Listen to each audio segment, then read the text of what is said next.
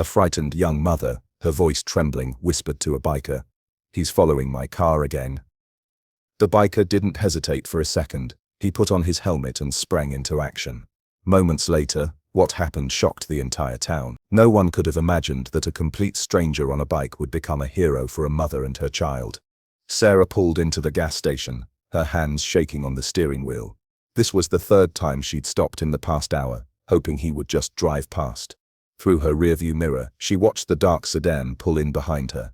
The same car, the same driver, the same terrifying feeling that had been following her for weeks. Her daughter Emma sat in the back seat, only 4 years old, playing with her stuffed rabbit.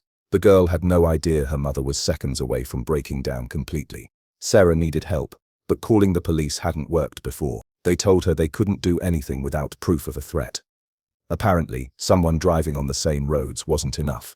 Before we continue, let us know in the comments where you're watching from, and don't forget to like, share, and subscribe to The Goodness Effect. The biker pulled up to the adjacent pump. Sarah had seen him around town before, always riding alone, always wearing that black leather jacket. People whispered about him, said he was trouble, said to stay away. But right now, he was the only person nearby. She grabbed Emma and walked quickly toward him. Her legs felt like they might give out. The man from the sedan was getting out of his car now, pretending to check his phone but watching her every move. She'd learned to recognize that look over the past month, the way his eyes followed her everywhere. "Please," Sarah whispered, when she reached the biker. "He's following my car again. He's been doing it for weeks. I don't know what to do." The biker turned to look at her. His face was weathered, his expression unreadable behind dark sunglasses. For a terrible moment, Sarah thought he might ignore her, might tell her it wasn't his trouble. Then he looked past her toward the sedan, toward the man who had made her life a nightmare. What happened next would change everything. The biker's jaw tightened. He set down the gas pump and walked directly toward Sarah's car, studying it carefully. Then he looked at the sedan, memorizing the license plate. The stalker noticed the attention and quickly got back into his vehicle. "How long?" the biker asked Sarah. 5 weeks, maybe 6 now.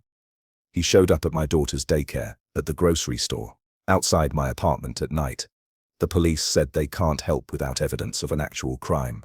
The biker pulled out his phone and snapped a photo of the sedan. The man inside started his engine, clearly uncomfortable with being observed. "Good. Let him squirm. Get in your car," the biker told Sarah. "Drive home like you normally would. I'll handle this." Sarah wanted to argue, wanted to ask what he planned to do, but something in his voice made her trust him. She buckled Emma into her car seat and pulled back onto the highway. In her mirror, she watched the biker mount his motorcycle. The sedan hesitated, then followed her like always. But this time, the motorcycle followed the sedan. Sarah's phone rang through her car's Bluetooth. "Unknown number," she answered nervously. "It's me," the biker's voice came through. "Keep driving, I'm right behind him." "When did this start?" "After I testified in court. My ex-husband's friend was arrested for assault. I was a witness. This man, the one following me, he was in the courtroom that day, sitting with my ex's family. The next week, he was everywhere I went."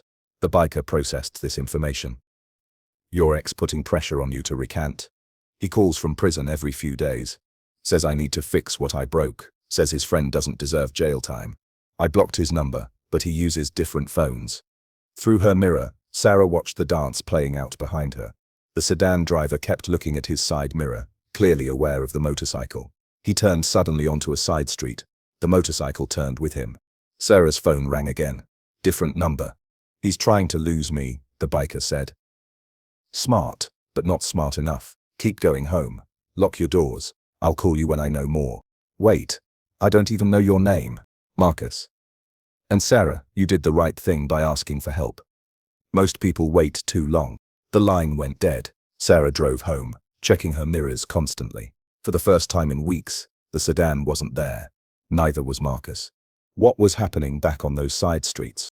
Marcus kept his distance, hanging back just enough to avoid spooking his target completely. The sedan driver was panicking now, making random turns, speeding through yellow lights. Amateur stalker tactics, all intimidation, no actual skill. That made him dangerous in a different way. Desperate people made stupid choices. The sedan pulled into an empty parking lot behind an abandoned warehouse. Marcus smiled grimly. Confrontation then. The driver thought he could scare off whoever was tailing him. He was about to learn otherwise. Marcus parked his bike and walked toward the sedan. The driver got out, mid-30s, average build, wearing expensive sneakers and a designer jacket. Somebody's spoiled son playing enforcer for his prison. You following me? The man demanded, trying to sound tough. Same question I have for you, Marcus replied, except I know you've been following Sarah Brennan for over a month.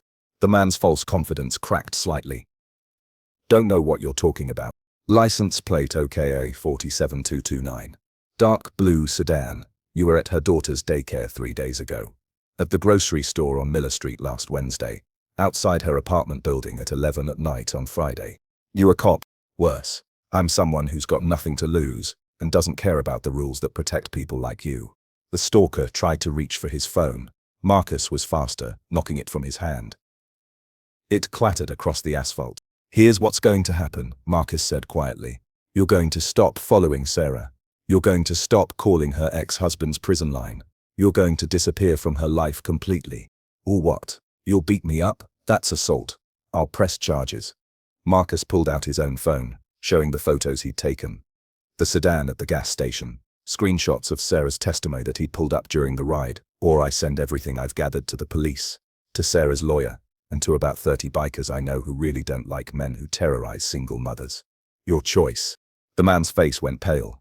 You can't prove anything, can't I? You're here right now, in an abandoned lot, confronting someone who caught you stalking. That's consciousness of guilt. Plus, I've got your pattern documented. But here's the thing. I'm giving you an out. Walk away now.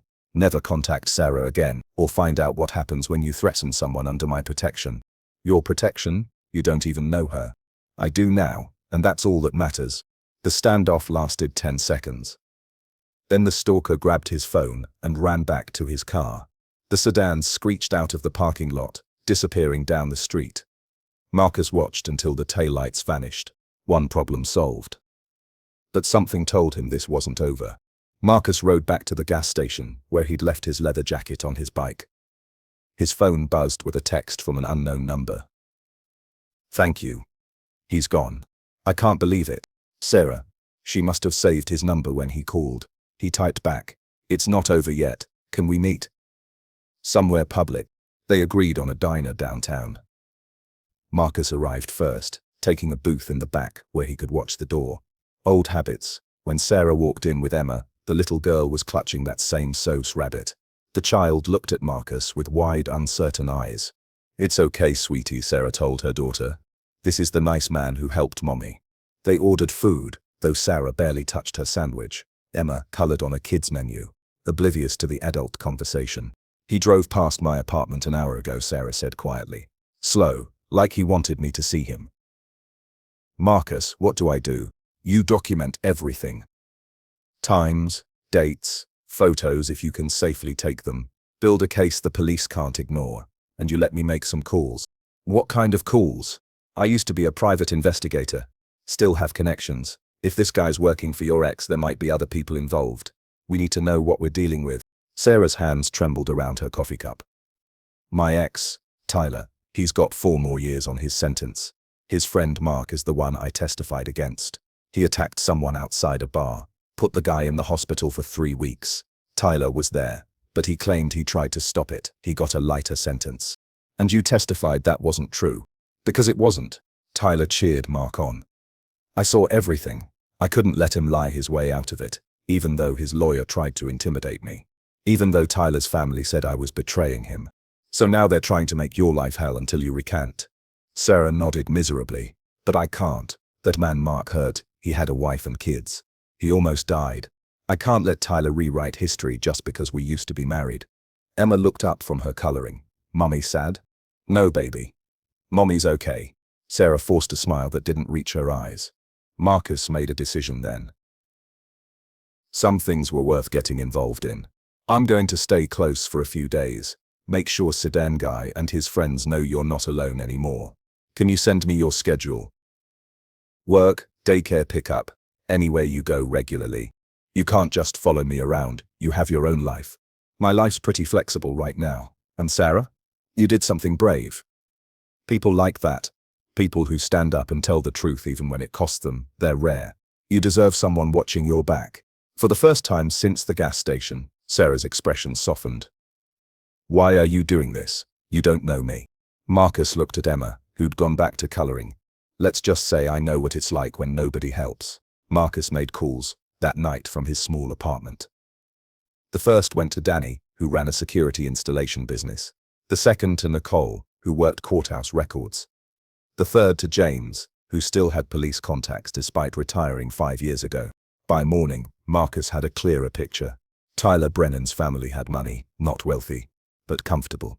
His mother ran a local real estate business. His older brother worked construction and had a history of bar rights, nothing that stuck. The sedan driver was named Kevin Walsh, Tyler's childhood friend and Mark's cousin. 3 men, all connected, all with reasons to want Sarah's testimony discredited. But there was more. Nicole had found court documents showing Tyler's appeal was scheduled for next month. His lawyer was arguing for reduced sentence based on new evidence, suggesting Sarah's testimony was coerced, total fabrication, but if they could intimidate Sarah into staying silent or changing her story, the appeal might work. Danny agreed to install a security system at Sarah's apartment, free of charge. Any friend of yours, he told Marcus. Plus, I don't like bullies. Marcus drove to Sarah's apartment that afternoon. She'd taken a few days off work, too scared to follow her normal routine. Emma played in the small living room while Marcus examined the windows and doors.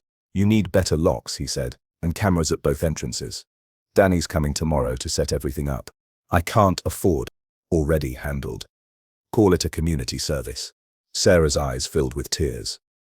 Why are you people being so kind? Because that's what you do. You help. His phone buzzed. Unknown number. Marcus answered, and a man's voice came through. Not Kevin. Someone older. You're Marcus Reed. Used to be an investigator.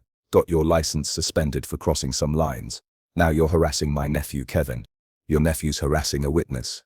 Big difference. Sarah Brennan is a liar who destroyed 2 men's lives with false testimony. My nephew's just making sure she understands the consequences. Your nephew's committing multiple felonies. As are you, if you're coordinating this. I've got documentation, witnesses, and a lawyer friend who'd love to make an example out of you. The voice hardened. You don't know what you're getting into. Tyler's family takes care of our own. That woman needs to fix what she broke. She told the truth in court. That's not breaking anything except your criminal friend's freedom. Back off, or I make this very public and very expensive for everyone involved. The line went dead. Sarah was staring at Marcus, having heard every word. They're not going to stop, she whispered. Maybe not yet, but they're going to wish they had. Marcus made another call, this one to someone he'd hoped never to contact again. The phone rang 4 times before a woman's voice answered. Lisa? It's Marcus. I need a favor. Lisa Tran was an investigative journalist who'd exposed 3 major corruption scandals in the past 4 years. She owed Marcus a favor from when he'd provided evidence for one of her stories. Evidence that had cost him his investigator's license when the subjects retaliated with baseless complaints to the licensing board. She met Marcus and Sarah at a coffee shop across town. Lisa was sharp-eyed and direct, taking notes as Sarah recounted everything. The testimony, the stalking, the pressure from Tyler's family, Kevin's son surveillance. This is good, Lisa said, not unkindly. I mean, it's terrible for you, but it's the kind of story that needs telling. Witness intimidation, coordinated harassment, a justice system that fails to protect people who do the right thing. My editor will love it. But will it stop them? Sarah asked. Public exposure? Usually yes. These families don't like attention. They work in shadows, making threats they think nobody will report. Once their names and faces are in print, associating them with criminal behavior, they back off fast. Marcus leaned forward. How fast can you run this? 48 hours if I push. I need to verify some facts. Get the police reports. Maybe a comment from Tyler's lawyer. Sarah, you comfortable being named? Sarah looked at Emma, who was drinking hot chocolate at the counter with a waitress watching her. If it keeps my daughter safe, yes. Then we have a story. Lisa worked fast. By the next evening, she'd interviewed Sarah extensively, gathered court records, spoken with police about the insufficient response to Sarah's complaints, and even contacted Tyler's lawyer, who refused to comment but whose silence spoke volumes. The article went live Sunday morning. When justice fails, a mother's fight against witness intimidation. The response was immediate. Local news picked it up. Social media exploded with support for Sarah. The police department, embarrassed by the spotlight on their inaction, announced they were opening an investigation into Kevin Walsh and Tyler's family. Marcus's phone rang constantly. Other bikers offering to help, strangers volunteering to escort Sarah to work, community members expressing outrage. The story had struck a nerve. People were tired of seeing bad actors get away with intimidation. But Monday morning, things escalated. Marcus was at Sarah's apartment, helping Danny finish the security installation, when Sarah's phone rang. Prison number, Tyler. She put it on speaker. "You made a big mistake." Tyler's voice was cold with rage. "Going to the press? Dragging my family through the mud? You're going to regret this." "The only people who should regret anything are you and your friends," Sarah said, her voice steady now. "I told the truth in court. Everything else, the stalking, the threats, the harassment, that's on you. You think some news article protects you? You think your biker boyfriend scares me?" Marcus took the phone. "Tyler, Marcus Reed here. You just made a recorded threat against a witness, from prison, using monitored lines. That's a separate felony. Your appeal? Dead. Your sentence? About to get longer. And your family's intimidation campaign? Under full investigation now. So yeah, that news article protects her. It protects her a lot." Tyler was breathing hard. "This isn't over." "It is. You just don't know it yet." Marcus hung up. Sarah was shaking, but not from fear this time, from relief. "Is it really over?" she asked. "Getting there," Marcus said. Kevin Walsh was arrested Tuesday morning on charges of stalking, witness intimidation, and harassment. Tyler's brother and mother were questioned extensively. Tyler himself received additional charges that killed his appeal and added 2 years to his sentence. The police, stung by the article's criticism, assigned an officer to drive past Sarah's apartment regularly. The department issued a public apology for not taking her complaints seriously enough. Local advocates used Sarah's case to push for stronger witness protection laws. But the real change came from the community. Sarah walked into the daycare Thursday morning to find a group of parents waiting, not threateningly but supportively. "We heard what happened," one mother said. "We're setting up a schedule. None of us will let our kids, or yours, be alone. We're watching out for each other now." At the grocery store, the manager approached Sarah. "You're Sarah Brennan, right? The woman from the article. Your groceries are covered today. Store policy, we take care of people who stand up and do what's right." Marcus met Sarah for coffee Friday, exactly 1 week after the gas station encounter. Emma was in kindergarten now, starting to smile again, starting to feel safe. The prosecutor called, Sarah told Marcus. They're using Kevin's arrest to pressure Mark's family. Apparently 2 other witnesses from that assault have come forward now that they see someone's protecting them. Mark might face additional charges. "That's what happens when one person's brave enough to start," Marcus said. "I wasn't brave, I was terrified. Being brave doesn't mean not being scared, it means doing the right thing anyway." Sarah reached across the table, squeezing Marcus's hand. "I can't ever repay you for what you did. Don't need repayment. Just promise me something next time you see someone who needs help, someone who's scared and alone. You remember how this felt, and you help them. I promise." They sat in comfortable silence for a moment. Then Marcus's phone buzzed. Text from an unknown number. "Need help. Someone's following me. Friend gave me your number. Can we talk?" Marcus showed Sarah the message. She smiled sadly. "There's always someone else who needs help, isn't there?" "Yeah. But that's okay. Because now there are more people willing to give it." Marcus texted back. "Meet me at the diner on 5th Street. In an hour. I'll be wearing a black leather jacket. And don't worry, you're not alone anymore." He looked at Sarah. "You going to be okay?" "I'm going to be better than okay. For the first time in months, I'm going to be free." They said goodbye outside the coffee shop. Sarah headed to pick up Emma from school, walking with her head high now, no longer checking over her shoulder every few seconds. Marcus mounted his motorcycle, heading to help another stranger. The town had learned something important from Sarah's story. They'd learned that standing up matters, that helping others costs less than ignoring them, that one person's courage can inspire dozens of others. Kevin Walsh pleaded guilty to avoid trial. Tyler's family quietly closed ranks and disappeared from Sarah's life. The witness protection advocates pushed through new laws requiring police to take intimidation complaints more seriously. And Marcus? He started getting more calls. More people who needed help, more situations where someone had to step up. He helped every single one. Because that's what you do when you see someone scared and alone. You don't look away, you don't wait for someone else. You act. That's what turns ordinary people into heroes. That's what changes towns. That's what happened when one scared young mother whispered to a stranger on a motorcycle, and that stranger decided her problems were worth solving. The whole town had been shocked by Marcus's actions that day. But looking back, maybe they shouldn't have been. Maybe kindness and courage aren't shocking at all. Maybe they're just what happens when good people decide enough is enough.